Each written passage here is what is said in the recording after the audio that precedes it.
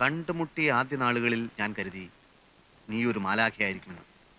ദേവി, എനിക്ക് തെറ്റിപ്പോയി. സത്യത്തിൽ നീ ഒരു കാളസർപ്പമായിരുന്നു.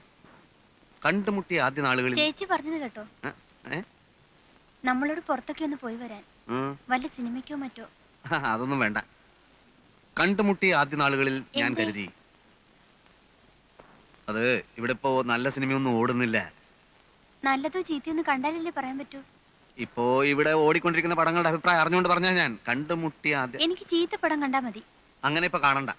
കൂടെ കൊണ്ടുപോകാൻ ഇഷ്ടമല്ലെന്ന് പറഞ്ഞാ മതി.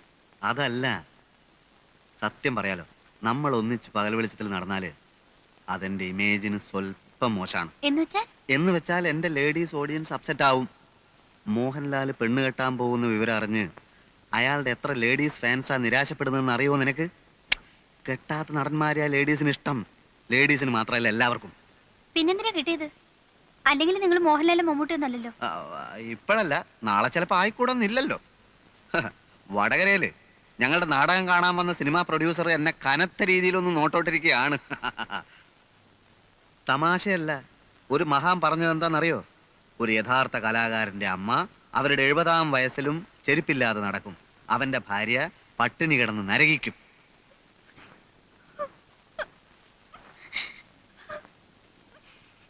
ഇന്ന് ഒരു ദിവസത്തേക്ക് ഈ തത്വമൊക്കെ മറക്കാം. മുഖം വീർപ്പിക്കണ്ട. ഉച്ച കഴിഞ്ഞിറങ്ങാം. ഒരു കറക്കം, ഒരു മാറ്റിനി. ചെല്ലു, ഒരു ചായ ഇട്ടുകൊണ്ടുവാ. ചെല്ലാൻ. കണ്ടുമുട്ടിയ ആദ്യ നാളുകളിൽ ഞാൻ കരുതി നീ ഒരു മാലാഖയായിരിക്കുമെന്ന്.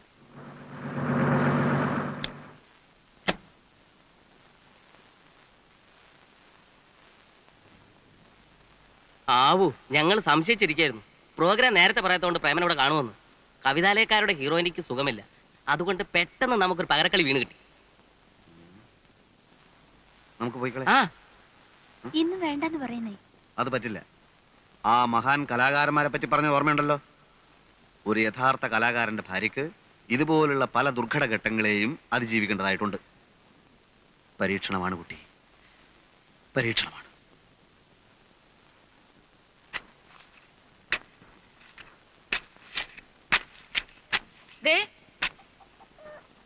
ഇങ്ങോട്ട് വന്നേ. പറഞ്ഞോ. ഇങ്ങോട്ട് വരുന്നേ. നമ്മുടെ ആശ ദൈവം കേട്ടു എന്നാ തോന്നുന്നേ. നമ്മുടെ ഏതാശ? ഗീതയ്ക്ക് വിശേഷം ഉണ്ടോന്നൊരു സംശയം. നിന്നോട് പറഞ്ഞോ? 2-3 ദിവസം മുമ്പ് ഒരു സൂചന തന്നിരുന്നു. ഇപ്പതാ കടുമാങ്ങ ഇട്ട ഭരണിയുടെ കെട്ട് പൊട്ടിച്ചിരിക്കുന്നു.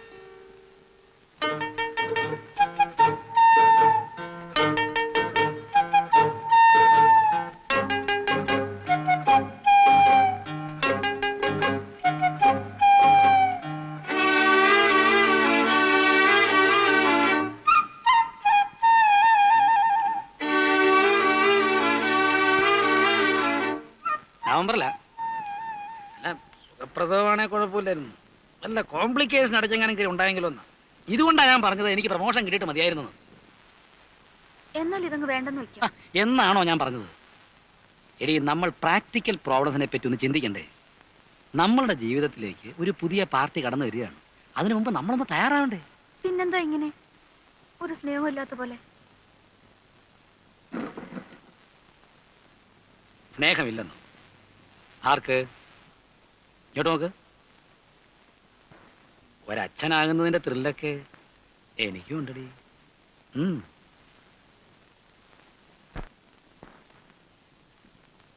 എന്നാ താമസിക്കണ്ടെന്ന് പറയൂ ഗീതോട്. രാഹുകാലത്തിന് മുമ്പ് ഇറങ്ങണം. മാത്രമല്ല, ട്രെയിനിന്റെ കാര്യം വിശ്വസിക്കാനും പറ്റില്ല. ചിലപ്പോ നേരത്തെ വരും, അല്ലെങ്കിൽ എത്ര കാത്തിരുന്നാലും വരൂല്ല. പ്രസവത്തിനാണെങ്കിലും അവളോട് ഇന്ന് പോകാന്ന് പറയുമ്പോ മനസ്സിന് വല്ലാത്ത വിഷമം. മാത്രമല്ല, ദൂരവും കൂടുതലല്ലേ. ഇന്നത്തെ കാലത്ത് ദൂരെ ഒരു പ്രശ്നമാണോ? ഹേ, നിങ്ങൾക്ക് അവളെ കാണണം തോന്നുമ്പോ എപ്പോ വേണമെങ്കിലും വരാലോ അങ്ങോട്ട്. അതല്ലേ ഞാൻ ആലോചിക്കുന്നേ. പ്രസവം ഇവിടെ ആക്കിയാലെന്താ? അവിടെ ഗീതയുടെ കാര്യത്തിൽ കുറവൊന്നും ഉണ്ടാവില്ലെന്നറിയാം. ഇവിടെ ആകുമ്പോ സ്ഥിരമായിട്ട് നോക്കുന്ന ഡോക്ടറുണ്ട്, പിന്നെ ഞങ്ങളെല്ലാം ഉണ്ട്. എന്ന് വെച്ച് നാട്ടുനടപ്പ് നടത്തണ്ടാന്നാണോ? അവളുടെ അച്ഛനെ മരിച്ചിട്ടുള്ളൂ, അമ്മയുണ്ട്, അമ്മാവനായിട്ട് ഞാനും ഉണ്ട്. ഒരു പ്രസവം നോക്കാനുള്ള ശേഷിയും ഇപ്പൊ ഞങ്ങൾക്കുണ്ട്. അയ്യോ, അതല്ല പറഞ്ഞത്. അത് തന്നെയാ പറഞ്ഞത്. കല്യാണം കഴിഞ്ഞ പിന്നെ ഒരു 10 ദിവസം അവളെ വീട്ടിൽ നിർത്തിയിട്ടില്ല. ഇപ്പോഴെങ്കിലും അതിന് സാധിച്ചില്ലെങ്കിലേ നാട്ടുകാർ ഞങ്ങളെ കളിയാക്കും. അവളുടെ അമ്മയാണ് ഇവിടെ കാത്തു നിൽക്കുക. ആരോഗ്യം ഉണ്ടായിരുന്നേ അവളോട് വന്നേനെ കേട്ട്. ഇക്കാര്യം ഞാൻ അവിടെ ചെന്ന് പറഞ്ഞ അയ്യോ. ഞാൻ വരുന്നേ. അച്ഛൻ എന്തിനാ ആവശ്യമില്ല ടെൻഷൻ ഉണ്ടാക്കുന്നേ? അങ്ങനെ അല്ലെങ്കിലേ ചൂടനാ. ഇനി ഇതുകൂടെ വഴക്കാവും. ആദ്യ പ്രസവം എന്നൊക്കെ വെച്ചാൽ പെൺവീട്ടുകാരുടെ അവകാശമാണ്. മാത്രമല്ല നിനക്ക് ഇപ്പൊ എന്താ ചെലവെന്നറിയോ? ഗീതേ, പെട്ടെന്ന് റെഡിയാവോ, ഞാൻ പോയി വണ്ടി വിളിച്ചിട്ട് വരാം. അമ്മ അധികം പണിയൊന്നും എടുക്കരുത്. പിന്നെ അലക്കാനുള്ള തുണിയൊക്കെ ആ കാർത്തിയാനെ വിളിപ്പിച്ചിട്ട് അവളെ കൊണ്ട് അലക്കിച്ചാ മതി. അതൊക്കെ ഞാൻ നോക്കിക്കോളാം. മോള് ദേഹം അനങ്ങാതെ സൂക്ഷിക്കണം. ദേഹം അനങ്ങണമെന്നാ ഡോക്ടർ പറഞ്ഞിരിക്കുന്നത്. ആ ഡോക്ടർ അങ്ങനെയൊക്കെ പറയും. മോളതൊന്നും കേക്കണ്ട. ശരി. ഇന്ദു, പ്രേമനോട് വഴക്കിടരുത്. അവനെ ആള് പാവാ. ഞാൻ വരുമ്പോഴേക്ക് നീ പുതിയ വിശേഷങ്ങളൊക്കെ പറയണം. ആ ഗോപു, ഇത്തവണ പരീക്ഷാഫലം വരുമ്പോ ഇവരൊക്കെ ഞെട്ടണം. അല്ലെങ്കിലും എന്റെ പരീക്ഷ ഫലം അറിയുമ്പോ ഇവരൊക്കെ ഞെട്ടാറുള്ളതല്ലേ? അങ്ങനെയല്ല, ക്ലാസ് വാങ്ങിക്കാൻ ശ്രമിക്കണം. ശ്രമിച്ചാ ഗോപുവിന് പറ്റും. പറ്റും.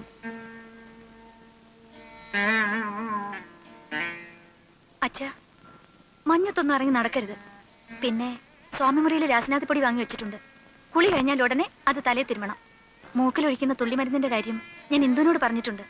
ഇന്ദു, ആ മരുന്നിന്റെ കാര്യം മറക്കല്ലേ. മോള് സമയമാകുന്നതിന് മുമ്പ് തന്നെ നഴ്സിംഗ് ഹോമിൽ അഡ്മിറ്റ് ആകണം. വേദന തോന്നുമ്പോൾ കൊണ്ടുപോകാൻ പെട്ടെന്ന് ആരും ഉണ്ടായെന്ന് വരില്ല. പിന്നെ അച്ഛനൊന്നും പേടിക്കാതിരുന്നേ. ഇത് കണ്ടോ അമ്മേ, അച്ഛനെ പേടി മുഴുവൻ. അല്ല, ആദ്യമായിട്ട് മുത്തശ്ശനാകാൻ പോലെ, അപ്പൊ അതിന്റെ ഒരു അതെ അതെ അതെ. വേറെ പിന്നെ അമ്മേ, വടക്കേലെ കാർത്തൂന് ഇന്നലത്തെ നെയ്യിന്റെ കാശ് കൊടുത്തില്ല, അത് കൊടുക്കണം. പിന്നെ നമ്മുടെ മുളയടിക്ക് ദിവസം വെള്ളം ഒഴിക്കണം. അതൊക്കെ അമ്മ നോക്കിക്കോളാം. വണ്ടി വന്നു, ഒന്ന് വേഗം ഇറങ്ങാ. ഒരു ടാക്സി വിളിക്കായിരുന്നില്ലേ മോനെ? ടാക്സി പോയാലും ഓട്ടോറിക്ഷ പോയാലും സ്റ്റേഷനിൽ എത്തിക്കുള്ളൂ. ടാക്സി ആകുമ്പോൾ 25 രൂപ, ഇതാവുമ്പോൾ 10 രൂപ നിൽക്കും. ബാബാ, 2 രൂപ കൂടുതൽ തരാന്ന് പറഞ്ഞു. തരത്തില്ലെന്ന് ഞാനും പറഞ്ഞിട്ടുണ്ട്. സൂട്ടിച്ചായ കയറ, സാരി ഒന്നും കുത്തിക്കരുത്. അപ്പൊ പൈസയുടെ കാര്യോ? ആള് കയറട്ടോ. ഒരു ഓട്ടോ കൂടെ വേണ്ടി വരൂ. എന്തിന്? ഇനിയും കയറില്ല, 7 എണ്ണം വേണമെങ്കിൽ.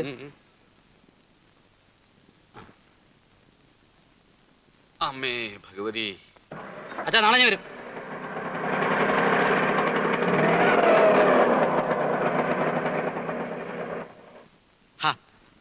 രമേ, ഇതൊക്കെ എല്ലാ കുടുംബങ്ങളും ഉണ്ടാകുന്നതല്ലേ? കുറച്ചൊക്കെ നമ്മൾ കണ്ടില്ലാന്ന് വെക്കണം. ഇത്ര നാളെ ഞാൻ കണ്ടില്ലെന്ന് വെച്ചു. എനിക്കിവിടെ ഉറക്കെ ഒന്ന് ചിരിക്കാൻ പാടില്ല, പുറത്താരോടും മിണ്ടാൻ പാടില്ല. ഇന്നലെ ഫ്രിഡ്ജ് തുറന്നപ്പോ പറയാ അറിയാൻ വയ്യാത്തവരാവൊന്നും തുടണ്ടാന്ന്. എന്താ ഞാനിതൊന്നും കണ്ടിട്ടില്ലേ? അമ്മയുടെ സ്വഭാവം അതാണെന്ന് വെച്ച് അതങ്ങനെ സഹിക്കുക. വേണ്ട, ഞാൻ ഇവിടുന്ന് വലിഞ്ഞേറി വന്നൊന്നുമല്ലല്ലോ. എനിക്കും വീട്ടുകാരൊക്കെ ഉണ്ട്. പക്ഷെ എനിക്ക് എന്റെ അമ്മ മാത്രമേ ഉള്ളൂ. അമ്മയാണ് എന്നെ വളർത്തി ഇതുവരെ ആക്കിയത്. നീ വന്നെന്ന് കരുതി അമ്മയെ പിടിച്ച് പുറത്താക്കാനൊന്നും എനിക്ക് പറ്റില്ല. വേണ്ട, ഞാൻ പുറത്തു പോയേക്കാം. അതാണല്ലോ ആവശ്യം. ഇവിടെ കാലുകുത്തി അന്ന് മുതൽ കേട്ടു തുടങ്ങിയത് ഓരോ കുത്തുവാക്കൾ. അമ്മായിമ്മ പോരെന്നൊക്കെ കേട്ടിട്ടുണ്ട്, പക്ഷെ ഇങ്ങനെ ഒരു പോര് ഞാൻ കണ്ടിട്ടില്ല. രമേ, കൂടുതൽ സംസാരിക്കണ്ട. ഇന്നലെ കയറി വന്ന നീ ഇവിടെ ഭരിക്കാന്ന് വിചാരിക്കണ്ട. ആരെന്ത് കുറ്റം പറഞ്ഞാലും എന്റെ അമ്മ എനിക്ക് വലുതാ. അത് കഴിഞ്ഞിട്ടേ ഉള്ളൂ നീ.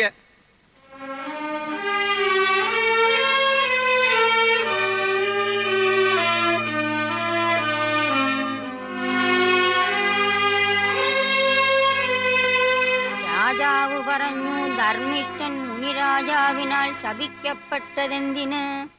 നടുവകത്തെ അയലിന്മേൽ വെള്ളത്തുണി ഞാത്തിയിടും. പഞ്ഞി കൊണ്ട് മീശയും താടിയും വെക്കും. നിഴൽ നാടകം. അമ്മയാണ് എന്നും കാഴ്ചക്കാരി. എനിക്കന്ന് 5 വയസ്സാ. ഇത്രയും കൂടി വലുതായപ്പോൾ കാലൂന്ത് വയലിലെ വെള്ളരിപ്പന്തലിലേക്ക് അരങ്ങ് മാറ്റി. വിഷമമാണ്. ഒരു സുപ്രഭാതത്തിൽ അഭിനയത്തോട് വിട പറയണമെന്നൊക്കെ പറഞ്ഞാൽ എനിക്കത് സാധിക്കില്ല. ഇത്രയും കാലം അഭിനയിച്ച ഏട്ടൻ എന്ത് നേടി? ഒന്നും നേടിയില്ല. നിങ്ങളുടെയൊക്കെ കാഴ്ചപ്പാടിൽ എന്റെ മനസ്സിന്റെ സംതൃപ്തിയാണ് എനിക്ക് വലുത്. നേട്ടോ അത് തന്നെ. ഭാവിയെ പറ്റി ഒന്നും ആലോചിക്കേണ്ടെന്നാണോ? ഞാൻ മുരളിയേട്ടനോട് പറയാം, എന്തെങ്കിലും ബിസിനസ് തുടങ്ങാനുള്ള സഹായം. അല്ലേ? എനിക്ക് സൗകര്യമില്ല. ഒരു നാടക നടന്റെ ഭാര്യയായിട്ടാണ് നീ ഈ വീട്ടിലേക്ക് വന്നത്. കൂടുതലൊന്നും ആഗ്രഹിക്കണ്ട, എന്നിൽ നിന്ന് പ്രതീക്ഷിക്കുകയും വേണ്ട.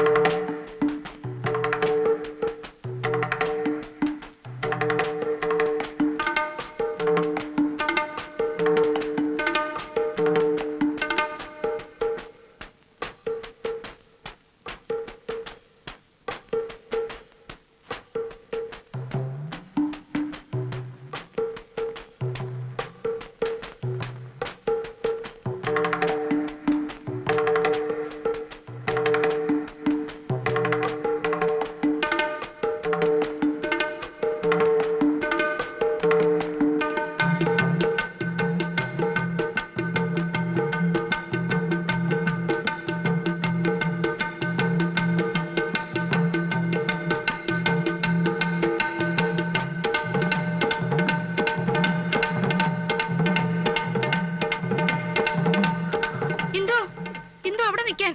ഇന്ദു, ഇന്ദു ദാ പ്രേമനോട് വഴക്കിട്ട് പോന്നു. ഒന്ന് വിളിച്ചേ. ഇന്ദു. ഇവിടെ ഇതൊക്കെ യുവതലമുറയുടെ പ്രശ്നങ്ങളാ, നമ്മൾ ഇടപെടണ്ട. ശ്ശോ, എന്നാ ഈ അകത്ത് ഒരു ചായ എടുക്ക്. ചെല്ല്.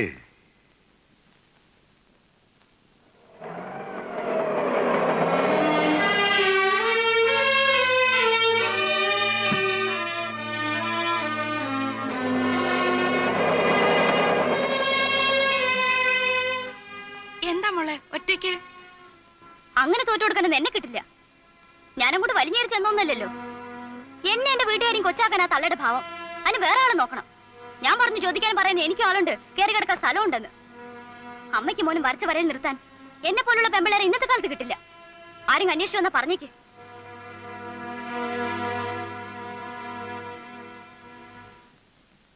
ഇതെന്താ? ഇതും യുവതലമുറയുടെ പ്രശ്നമാ, നമ്മൾ ഇടപെടണ്ട. പൊയ്ക്കോ.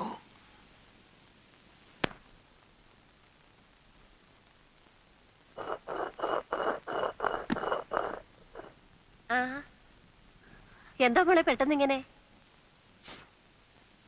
പ്രേമനോടെ?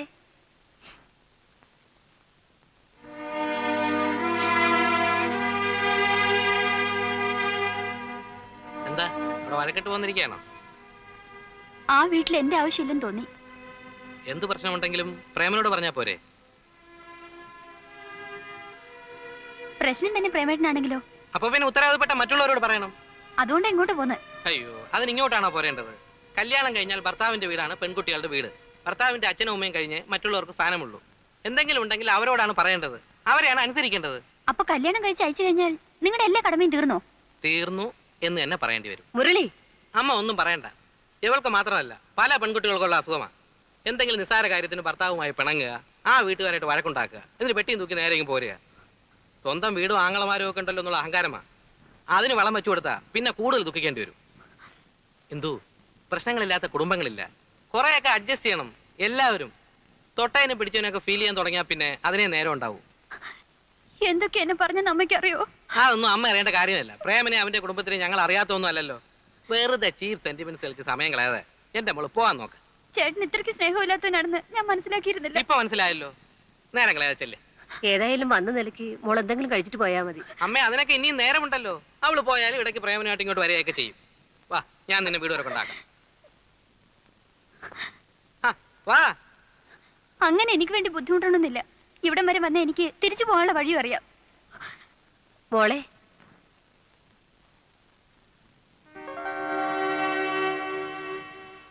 പ്രേമനോ? ഞാൻ ഇവളെ അങ്ങോട്ട് അയക്കാൻ തുടങ്ങിയായിരുന്നു. ഇനിയിപ്പോ നിങ്ങൾ ഒന്നിച്ചു പോയിക്കോ. അമ്മേ, ഇത്രേ ഉള്ളു കാര്യം. ഞാൻ വന്നത് കുറ്റബോധം കൊണ്ടൊന്നുമല്ല, ഈ ഒരു കാരണം കൊണ്ട് വീട്ടിൽ പ്രശ്നം ഉണ്ടാവണ്ടെന്ന് വിചാരിച്ചിട്ടാ. നടന്നോ. കൊടുക്കാവുന്ന ഒരു ഡോസ് ഞാൻ കൊടുത്തിട്ടുണ്ട്. ഇനി വേദനിപ്പിക്കണ്ട. പെട്ടെന്ന് എന്തെങ്കിലുമൊക്കെ വിളിച്ച് പറയുന്നേ ഉള്ളൂ. അവള് പാവാ. ശരി, അങ്ങനെ ആട്ടെ. അവൾക്ക് വല്ലാത്ത വിഷമായിട്ടുണ്ടാവും. കൂടുതൽ വിഷമങ്ങൾ ഉണ്ടാവാതിരിക്കാൻ ഈ ഒരു വിഷമം നല്ലതാണ്. മോളെ, ഇനി അമ്മ ഒരു കാര്യം പറയട്ടെ. എന്തായാലും കഴിഞ്ഞതൊക്കെ കഴിഞ്ഞു. കുറച്ചൊക്കെ നമ്മൾ ക്ഷമിച്ചേ പറ്റൂ. അവർക്കും വിഷമം തോന്നുന്നുണ്ടാവും. അതുകൊണ്ട് നാളെ രാവിലെ തന്നെ മോള് തിരിച്ചു പോണം. വേണമെങ്കിൽ അമ്മ കൊണ്ടുപോയാക്കാം. വേണ്ട വേണ്ട. പിന്നെ എനിക്ക് അവിടെ ഒരു വാക്കും മിണ്ടാൻ പറ്റില്ല. അവരെന്ത് പറഞ്ഞാലും ഞാൻ കേട്ടോളുന്ന അവരുടെ ധാരണ. അതൊന്ന് മാറട്ടെ. പ്രേമേട്ടൻ ഇന്ദുവിനെ വിളിച്ചോണ്ട് വന്നില്ലേ, അതുപോലെ ശിവൻചേട്ടൻ വരട്ടെ എന്നെ കൊണ്ടുപോവാൻ. പെൺകുട്ടികൾക്ക് ഇത്ര വാശി പാടില്ല. വേറെ ആരും അല്ലല്ലോ, നിന്റെ ഭർത്താവ് അവന്റെ അമ്മയല്ലേ. അമ്മേ, പണ്ടത്തെ അമ്മായിയമ്മ പോരൊക്കെ ഇന്നത്തെ പെൺകുട്ടികളുടെ അടുത്ത് കാണിച്ചത് നടക്കുവോ? നിന്നെ പോലെ വാശി ശിവനും കാണുമല്ലോ. അവൻ വന്നില്ലെങ്കിലോ? വന്നില്ലെങ്കിൽ ഞാൻ ഇവിടെ തന്നെ താമസിക്കും. അതിനാരും പേടിക്കണ്ടല്ലോ.